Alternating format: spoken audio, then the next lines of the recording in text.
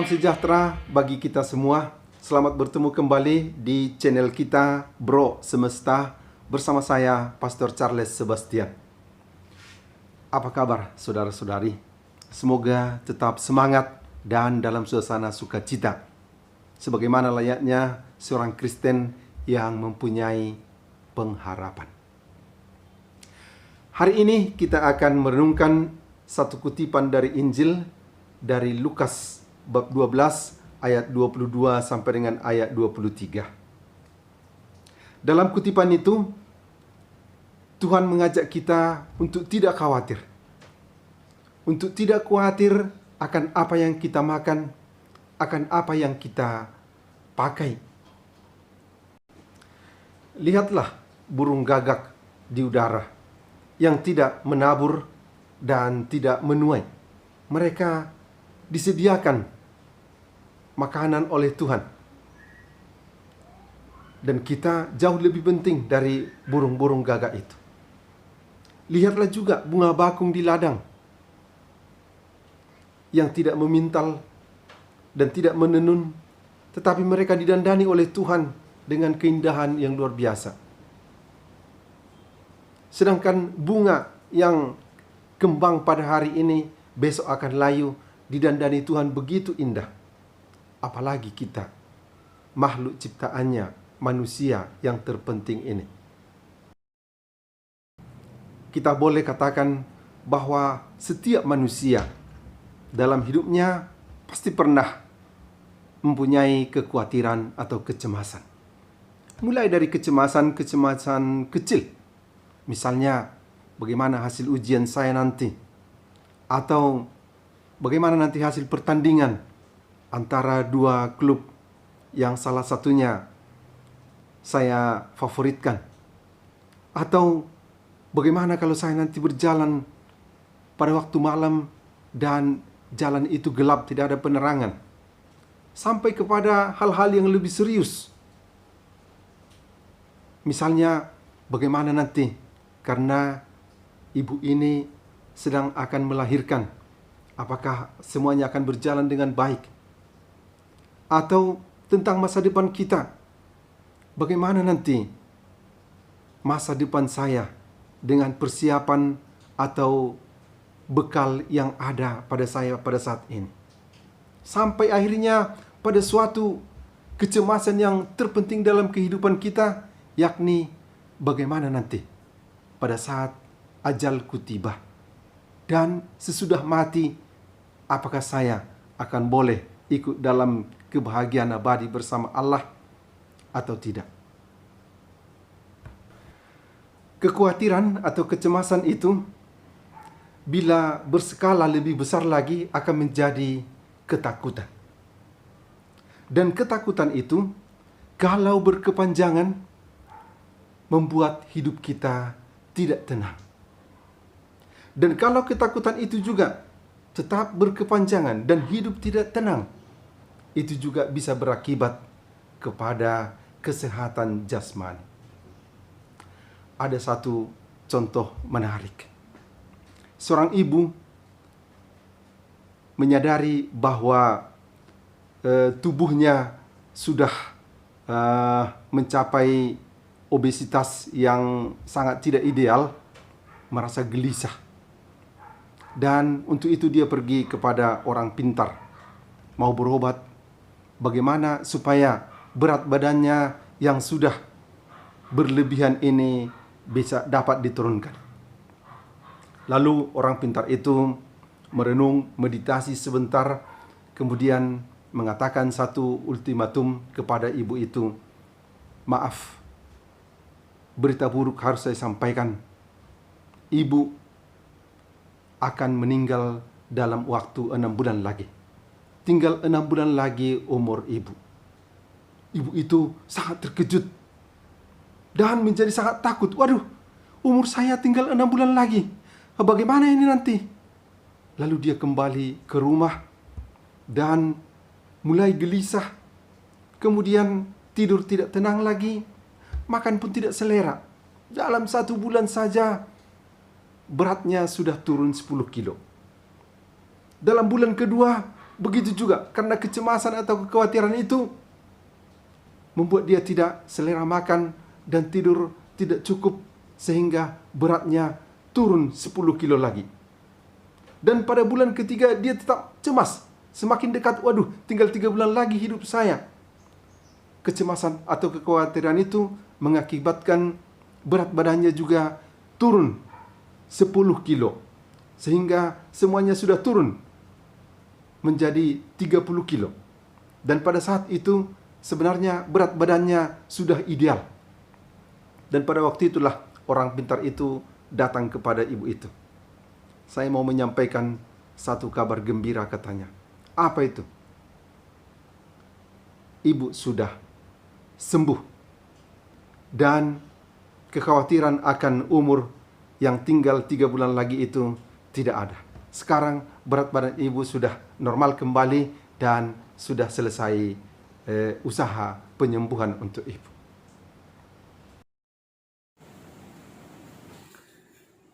Nah, sekarang kita tiba pada satu pertanyaan yang sangat penting perihal kekhawatiran atau ketakutan itu. Mengapa orang khawatir atau takut? Dari manakah berasal kecemasan atau ketakutan itu? Dapat kita jawab dengan sangat simpel bahwa ketakutan manusia itu berasal dari manusia itu sendiri. Yakni apabila dia tidak mampu lagi untuk menguasai atau mengatasi situasi dengan kekuatannya sendiri, pada saat itulah dia khawatir, cemas, atau takut. Kami mempunyai pengalaman menyeberangi lautan antara Sibolga dan Gunung Sitoli atau Kepulauan Nias. Dan beberapa kali dulu dalam mengarungi lautan itu, kami masih mempergunakan kapal-kapal kecil, kapal kayu pada waktu itu. Dan kalau gelombang atau badai datang di tengah lautan, memang kami cemas. Dan bila gelombang itu semakin kuat dan kapal terombang-ambing, mulai orang berteriak, "Tolong Tuhan, tolong Tuhan." Karena memang kalau sudah di tengah laut dengan kapal kayu yang begitu kecil, tidak ada lagi apa yang bisa dibuat oleh manusia dengan kekuatannya sendiri. Akhirnya berteriak minta tolong kepada yang lebih kuat, yakni memanggil, menyebut nama Tuhan. Makanya dalam kitab suci juga kita temukan beberapa kali dikatakan jangan takut. Karena ketakutan itu memang satu masalah yang berat untuk manusia. Di dalam kitab suci sendiri, ungkapan jangan takut ditemukan lebih dari 300 kali. Antara lain pada cerita angin ribut diredakan. Tuhan Yesus berkata, "Mengapa kamu takut? Kamu yang kurang percaya." Dalam Matius 8 ayat 26. Pada peristiwa Yesus berjalan di atas air, para murid menyangka dia itu adalah hantu. Lalu mereka berteriak-teriak ketakutan. Lalu Tuhan berkata, "Tenanglah, aku ini, jangan takut." Markus 6 ayat 50. Pada saat Yesus membangkitkan anak Yairus, Yesus juga berkata kepada Yairus, "Jangan takut, percaya saja." Lukas 8 ayat 50. Rupanya, kalau Tuhan hadir, maka kekhawatiran atau ketakutan itu tidak beralasan. Dan karena Tuhan itu Maha Kuasa, Dia akan mampu mengatasi segala situasi. Kita kalau bersama dengan Tuhan tidak perlu khawatir, tidak perlu takut. Dan itulah salah satu resep untuk bisa lepas dari ketakutan, yakni menyadari bahwa Tuhan beserta kita. Tuhan menemani kita. Waktu kecil kami punya pengalaman. Kalau kami pergi ke hutan dengan sesama anak kecil, sebelum masuk ke hutan kami berkata, "Tuhan dongan, isi alo." Tuhan menjadi teman kita. Tidak ada yang harus kita takuti. Dan dengan mengucapkan kata-kata itu, kami dengan berani bisa masuk ke dalam hutan itu. Jadi, kekhawatiran itu timbul saat kita merasa tidak mampu. Kekhawatiran itu hilang pada saat kita merasakan ada orang yang lebih kuat yang menyertai kita. Seorang anak kecil, kalau ada ayahnya atau abangnya beserta dengan dia, akan lebih yakin, terhindar dari ketakutan. Sebaliknya, kalau dia tertinggal sendirian dan tidak tahu buat apa, dia mulai menangis. Tanda kekhawatiran, kecemasan yang ada pada dirinya. Dalam situasi aktual yang kita alami sekarang ini, pada saat pandemi COVID-19 ini, banyak kecemasan, kekhawatiran, bahkan ketakutan ada di hati kita. Karena obat atau vaksin untuk virus ini belum ditemukan. Kemudian kita melihat begitu banyak korban yang sudah berjatuhan.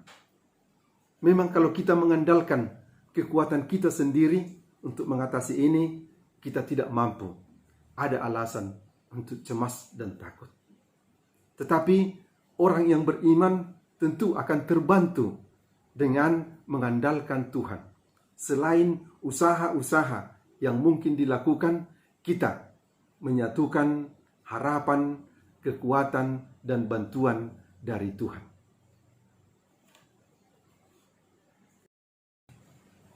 Tetapi toh, rasa takut atau khawatir pasti akan datang pada kehidupan manusia. Hal itu adalah sesuatu yang wajar. Dari kutipan Injil tadi, Tuhan ingin menyadarkan kita akan dua perkara yang perlu kita pisahkan dengan baik. Pada poin yang pertama, Tuhan menyebutkan segala yang menyangkut kehidupan jasmani di dunia ini.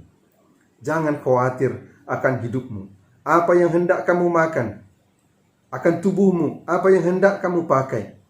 Kalau kepada burung-burung dan bunga-bunga saja pun Tuhan menyelenggarakan segala sesuatu dengan berkelimpahan dan dengan begitu indahnya, betapa lagi manusia yang amat dikasihi dan dicipta oleh Allah dengan berbagai privilege khusus.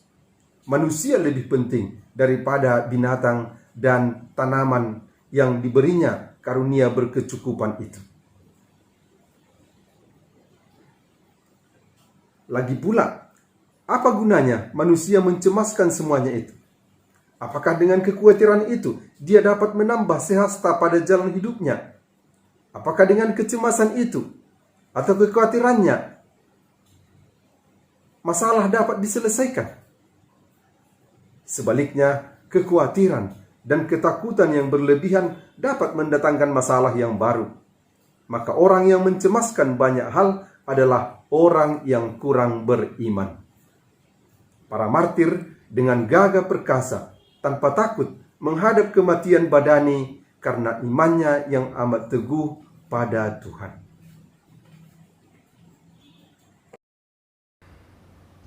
Memang manusia memerlukan kebutuhan-kebutuhan jasmani yang disebut dalam poin pertama tadi. Tetapi pada poin kedua, manusia mempunyai sesuatu yang lebih penting untuk dikhawatirkan, yakni kerajaan Allah. Tuhan berkata, "Carilah lebih dahulu kerajaan Allah, maka semua yang lain itu akan ditambahkan kepadamu." Jadi, kalau kita mau khawatir, kalau kita mau mencemaskan sesuatu, cemaskanlah ini. Apakah saya nanti dapat memperoleh kehidupan yang abadi dalam kerajaan Allah itu? Apakah saya pantas nanti diganjari kehidupan yang abadi itu? Dalam hal ini kita boleh cemas, supaya kita berusaha, supaya kita berharap dan memohon kepada yang empunya kerajaan Allah itu, pada akhirnya kita diikut sertakan dalam kerajaannya.